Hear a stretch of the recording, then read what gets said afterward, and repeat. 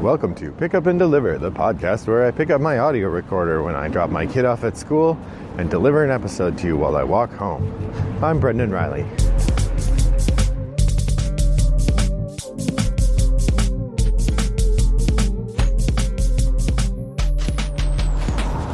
Well, good morning, listeners. I hope that you're having a pleasant day. It is a beautiful day here in suburban Chicago. The temperature is a little chilly. It's in the high 40s or low 50s, but I'm sure it will crest into the mid 60s today. The sun is shining, the sky is blue, the birds are chirping, commuters are commuting, buses are passing me. All is right with the world, or at least with my world for my walk here today.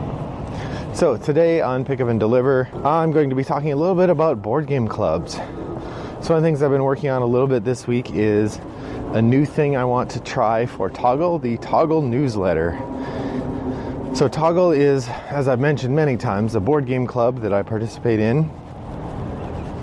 We are a non-profit group that meets once a week, plus special events at a pub in the suburban Chicago area in the town of Palatine.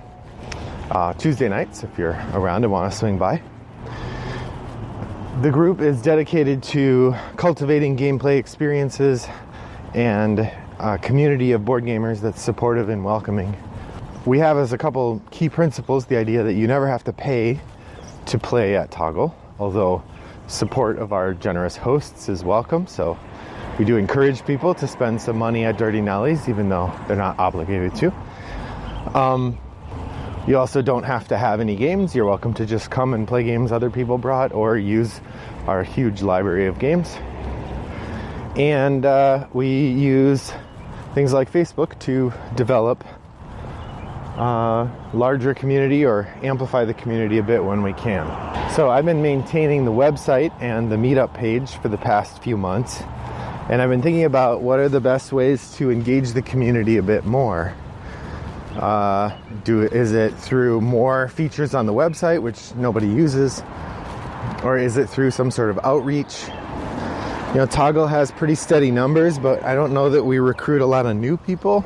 And part of that is I don't know that we do much outreach beyond word of mouth, which word of mouth is pretty good, but I feel like there could be more. I also feel like we could do a bit more to cultivate a sense of community and to help people feel ties to the group. So my friend Rob thinks of a weekly event like Toggle as a community that we're trying to build, and talks about it kind of like nerd church. The idea that you come together on a regular basis to check in with other people and build community. Obviously the religious part isn't there, although the level of seriousness with which gamers take board games, yuck yuck. Anyway, so I wanted to talk a little today about what features of this game club I think foster that sense of community and work to build it, and what we might do to increase that as we proceed. So, the first is Toggle as an ethos, particularly among those of us who help organize it, has an actively welcoming focus. The idea of Toggle is that you are welcomed when you come and you're encouraged to stay. So the first thing is that we regularly try to greet people who are new when they show up. If we see someone come in and we haven't seen before, we try to get over and say hello, welcome them to the community, introduce ourselves. I will say for myself, that has not been a big part of the way I interact with Togglers. Rob takes a very strong welcoming role that way. Andrew does too. To a lesser degree, Scott, and almost no degree me. I mean, I'll say hello to people, but I often use Toggle in a different way, which I'll talk about a bit more later. But the goal of Toggle is to be actively welcoming to new people. We try to do that some online as well, but it's hard to welcome people online to a community of face-to-face activity people.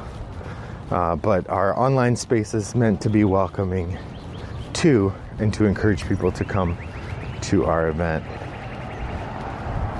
The second thing is that makes Toggl work, or that I think is at the core of Toggl that makes it work, is that it's the other thing about welcoming.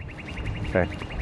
The other thing about Toggl that makes it welcoming is that it's accommodating to your experience, in that it's in a relatively well-lit place, even better since they changed the light bulbs, and there's food and drink.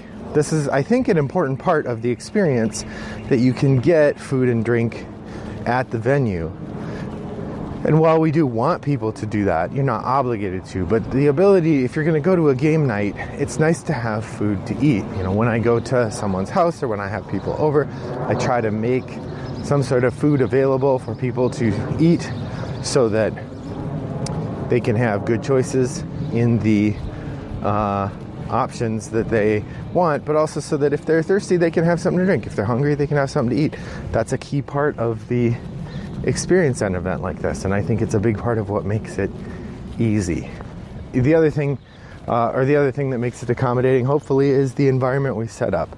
Not only are we actively welcoming, we're actively discouraging of certain kinds of behaviors. We don't tolerate discrimination or outrageous behavior. Sometimes things get a little rowdy, perhaps, but it is at a bar, and so a bit noisy or not entirely family friendly is within the purview of our group. But we certainly wouldn't tolerate harassment, or we don't try to. When we've learned of harassment, we certainly take steps to solve that problem, either by addressing the behavior or asking the person to leave and not come back. That's happened before. So that's kind of the goal of being welcoming and accommodating. The second thing that I think makes Toggl effective is that it's easy. The barrier to entry to Toggl is really just to show up. We have a variety of games in the game library that are mass market games that are very accessible to people who've never played hobby board games before. We have a lot of people who are happy to take in a new player and invite them to join at a table to engage in a deep game or a light game, or to teach games. I've had that before, where I see people setting up a game and I'm like, hey, do you know how to play this? Do you want me to teach it to you? That sort of thing. So from that perspective, Toggl is pretty entertaining and easy to do. We also have a robust library, which started and is mostly the game library of the two founders. And that library being available and free to use means that when people show up, even if they've never played anything before, they can pick a game off the shelf and play it. Or often they'll meet somebody and that person will go over and like, hey, have you tried this game? I can teach it, and let's go from there. So the ease of having a free library available is a big part of what makes Toggl attractive. Of course, there's a big subset of Toggl who are active game collectors who bring more games than they could possibly play in an evening with them every time they go. I often bring a game bag of five games, knowing that I'm going to play one or two, or sometimes I'm not going to play any. If I'm set up to play someone else's game, I still bring a game bag of games. I'm trying to get out of that habit a little bit, but it's just part of the ethos for me. So the goal is to have the visit to Toggl be easy and welcoming. Those are sort of the two primary factors. So moving forward, one of the goals we have is to try to work on how do we develop the community, how do we build it? And that's been a big question on my mind for the last year or so, is what does Toggl do to bring in new people? How do new people experience Toggl when they arrive? And what can we do to grow that group?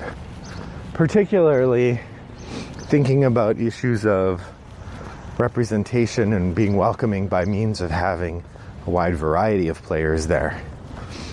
It's a well-known fact that the game hobby tends to have in public spaces more men than women, although I would say there are just as many women gamers as there are men. It's just where women go to play and where they feel welcome to play. And so one of the things I like about Toggle is that we have a pretty diverse group of people who come.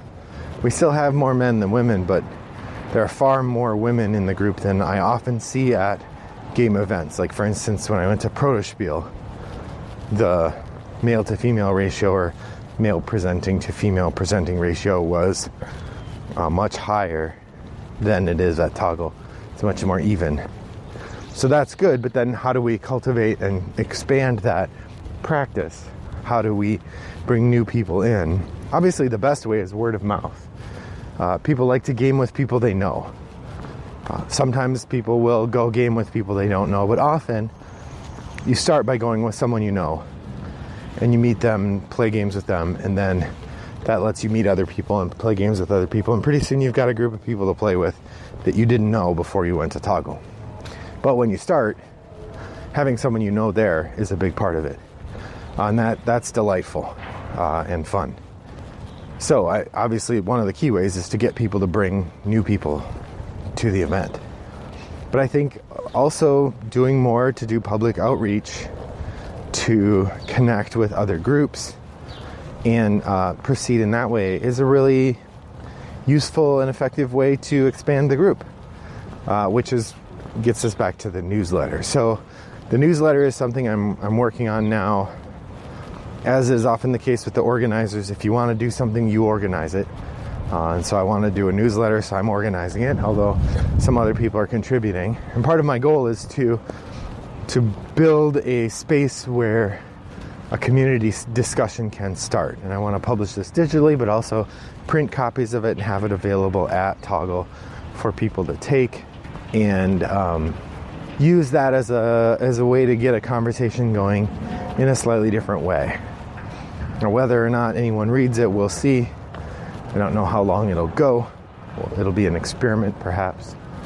I'm thinking about putting a message in the first few issues saying something like, if you found this interesting, drop us a line here. Is this something you'd like to see Toggle continue? And if I put that at the end and we never hear that message, it's a good way to know people didn't read it. So I don't know. It might be something I do for a few months and then call it. But I think there's value in developing that kind of community resource. I also would like to add more to the website, but I'm a little puzzled about what that should be. The two main ideas I've had are a game tracking thing where you can see what games people have been playing, and a table reservation system. But it seems like the amount of effort I have to put in exceeds the payout, that a small percentage of people would use it, and it would be a ton of work for me to get into place. So one thing I was thinking about doing is just set up an easel at Toggle and say, what games are you playing, and have people write on the easel, and we can track that way to begin with. So what do you do to cultivate your board game community?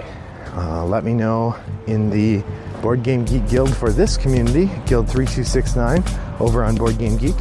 You can find links in the show notes as well. And let us know what makes a community attractive to you. When you joined or when you've enjoyed it, why? And tell us about that experience. In the meantime, I hope that your next walk is as pleasant as mine was. Thanks for joining me. Bye-bye.